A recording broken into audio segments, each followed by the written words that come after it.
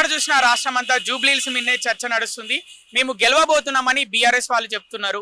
మీరు అధికారంలో ఉండి కూడా ఓడిపోబోతున్నారని అంటున్నారు. మరి ఎట్లా చూసారు ఆ వ్యాఖ్యలు? కాంగ్రెస్ పార్టీ 50,000 మెజారిటీ తక్కువ కాకుండా గెలవబోతా ఉంది. బీఆర్ఎస్ పార్టీ సిట్టింగ్ స్థానాన్ని కాంగ్రెస్ పార్టీ కైవసం చేసుకోబోతా ఉంది. అందుకే బీఆర్ఎస్ పార్టీ ఏంటంటే వాళ్ళ సిట్టింగ్ స్థానాన్ని కోల్పోతున్నారు కాబట్టి ఏదో ప్రాపగండా క్రియేట్ చేసి కనీసం సెకండ్ అయినా ఉండాలి ఒక దురుద్దేశంతో కాంగ్రెస్ పార్టీ మీద ఇట్లాంటి వ్యాఖ్యలు చేస్తా ఉన్నారు. ప్రతిపక్షంలో ఎవరు ఉండాలి సెకండ్ కోసం మాత్రమే Bharatiya Janata party BRS party కొట్లాట జరుగుతూ ఉంది.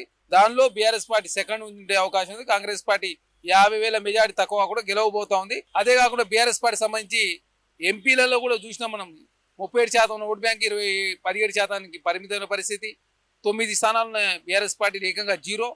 సికింద్రాబాద్లో 3rd ప్లేస్ వచ్చిరు, మల్కాయిలో 3rd ప్లేసు, చేవెళ్ల పార్లమెంట్ కూడా 3rd వచ్చిరు. మొన్న జరిగిన ఎంపీ ఎలక్షన్ లో కాంగ్రెస్ పార్టీ 89,000 ఓట్ల వచ్చినటువంటి పరిస్థితి సికింద్రాబాద్ పార్లమెంట్ ఎలక్షన్ లో, జూబ్లీహిల్స్ ఎలక్షన్ లో. అంతకుముందు జరిగినటువంటి 23లో జరిగిన ఎమ్మెల్యే ఎలక్షన్ లో కాంగ్రెస్ పార్టీ సెకండ్ వచ్చింది. బీఆర్ఎస్ పార్టీ 16 వెళ్తూ గెలిచినప్పటికీ కాంగ్రెస్ పార్టీ సునాయాసంగా ఆ స్థానం గెలవబోతుంది.